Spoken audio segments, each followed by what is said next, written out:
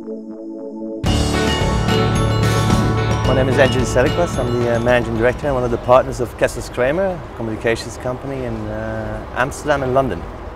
You're spanning off and doing sort of lots of different areas into books. What's the decision to really delve into all these areas? Well, we started out, we had this idea to not only make advertising, because communication is much richer than that. And we just tried to use the talent we had in other areas, and we experimented a lot. And to be honest, there's no plan.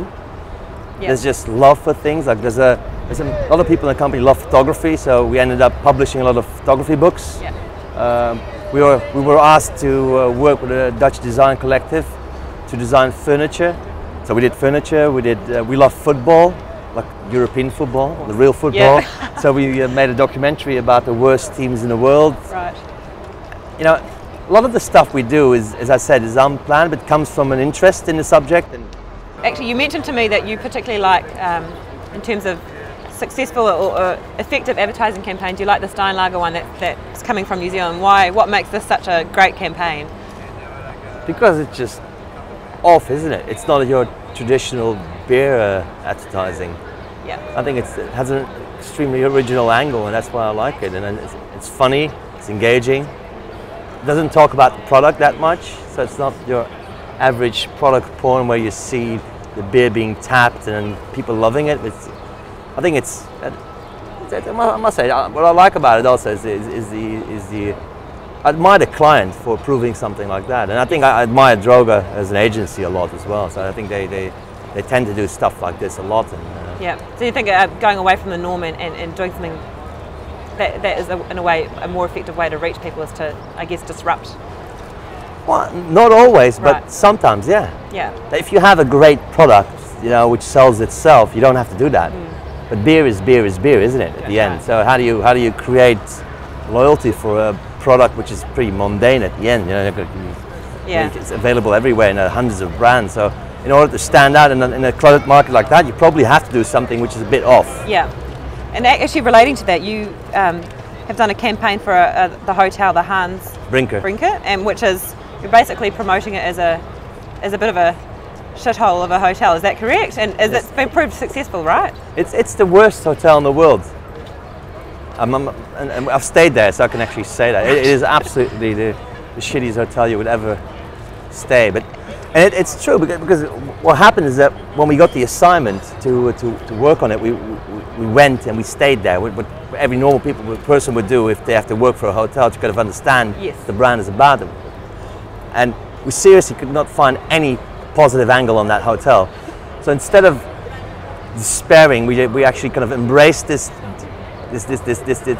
point that there's nothing positive to tell. So let's embrace it and just pretend that all this stuff which is not there and not good is actually our selling point. So we created a campaign out of all the deficits this hotel has, and we positioned it as the worst hotel in the world. And we started in 1996, and we still work on the same strategy. I think we made 10 or 15 campaigns over the years. Wow. And it's been extremely successful because the hotel is fuller than ever, and every time we do a campaign, people flock to the hotel. But it's more a PR campaign for the hotel than an advertising campaign, to be honest. At the end, the advertising is just a reason to talk to the press. Yes.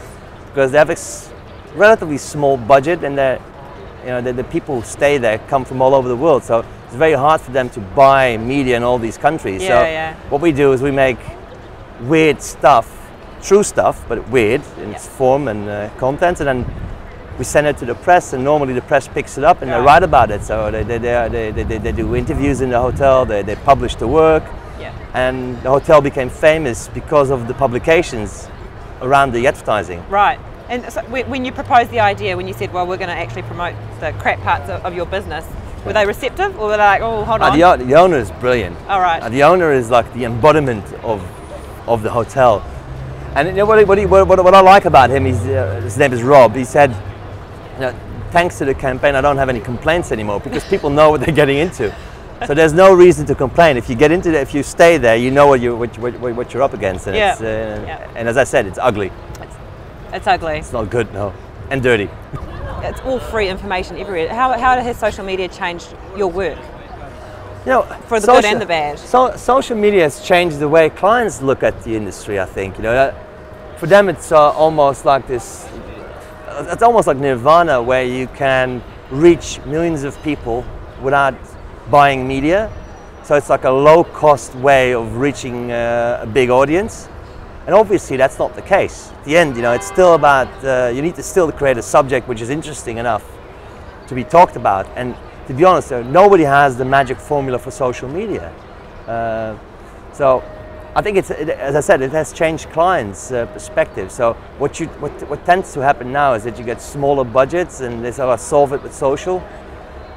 And then just not, when we get requests like that, we're brutally honest, because we have no idea how to do that. Yeah. I think you still need to have an idea. Yeah. A strong idea which can live in any media, including social, but not only exclusive in social.